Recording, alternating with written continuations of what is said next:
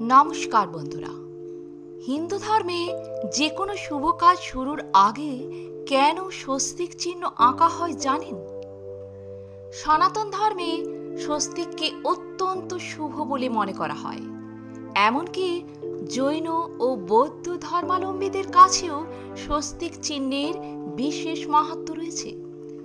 যে কোনো শুভ কাজ শুরু করার সময় বেশিরভাগ মানুষই স্বস্তিকের চিহ্ন তৈরি করেন, কারণ মনে করা হয় এই স্বস্তিকার সম্পর্ক সরাসরি ভগবান গণেশের সঙ্গে রয়েছে।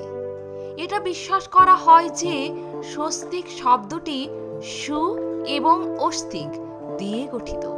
সু মানে শুভ আর অস্তিক মানে হওয়া, যাতে সব কাজ ভালোভাবে হয়, তাই স্বস্তিক আঁকা হয়।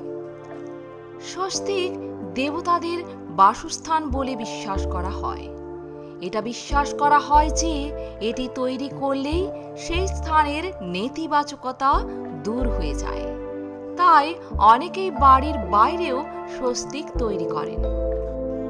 এমনটা বিশ্বাস করা হয় যে এটি করলে বাস্তুদোষ তো দূর হয়, সেই সঙ্গে নেতিবাচক শক্তিও ঘরে প্রবেশ করতে পারে না। হিন্দু ধর্মে সূর্য দেবতারও পুজো করা হয়। অন্যদিকে এই স্বস্তিক চিহ্ন সূর্যের সঙ্গে বিশেষ সম্পর্কযুক্ত। সূর্যকে সৌভাগ্যের প্রতীক হিসেবে যেমন মনে করা হয়, তেমনি স্বস্তিক চিহ্নটিকেও পবিত্র বলে মনে করা হয়। স্বস্তিককে গণেশের একটি রূপ হিসেবে বিবেচনা করা হয়, যা বাধা ভঙ্গকারী। এটা বিশ্বাস করা হয় যে স্বস্তিকের বাম দিকে গাম বীজ মন্ত্র। এটি ভগবান স্থান হিসেবে বিবেচিত হয়। মাতা গৌরী, পিতৃ, কূর্ম এবং দেবতারা স্বস্তিকের চারপাশে বিন্দুতে বাস করেন বলে বিশ্বাস করা হয়। তাই স্বস্তিককে এত শুভ বলে মনে করা হয়।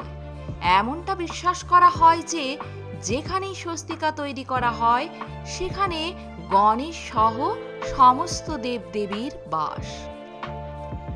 স্বস্তিকের 4টি লাইনের সম্পর্ক ব্রহ্মার সঙ্গে যুক্ত আছে বলে মনে করা হয়।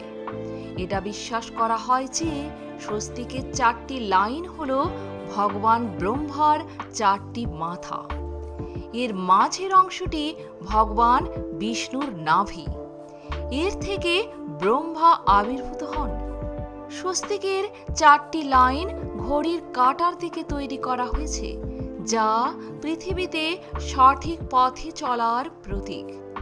এই কারণে ঘরে কখনো উল্টো স্বস্তিক আঁকা উচিত নয়। বাড়িতে উল্টো স্বস্তিক আঁকলে তা অশুভ ফল প্রদান করে বলে বিবেচনা করা হয়। বাস্তুশাস্ত্র অনুসারে বাড়ির মূল প্রবেশদ্বারে স্বস্তিক তৈরি করলে ভগবান গণেশের আশীর্বাদ পরিবারের ওপর থাকে। ঘরে কখনো টাকা পয়সা ও খাবারের অভাব হয় না। স্বস্তিকাকে ইতিবাচক শক্তির প্রতীক মনে করা হয়। তাই যেখানে স্বস্তিকা তৈরি করা হয়, সেখানে কখনো নেতিবাচকতা থাকে না। এটি বিশ্বাস করা হয় যে স্বস্তিক চিহ্ন এঁকে পুজো করলে সাফল্যের সম্ভাবনা বৃদ্ধি পায় এবং কোনো বাধা ছাড়াই উপাসনা শেষ হয়। আজ এ পর্যন্তই। পরের ভিডিওতে আমার থাকবে বাড়ির কোন কোন স্থানে স্বস্তিক চিহ্ন আঁকলে কি কি বিশেষ ফল পাওয়া যায়। তো চোখ রাখুন পরের ভিডিওতে। ধন্যবাদ।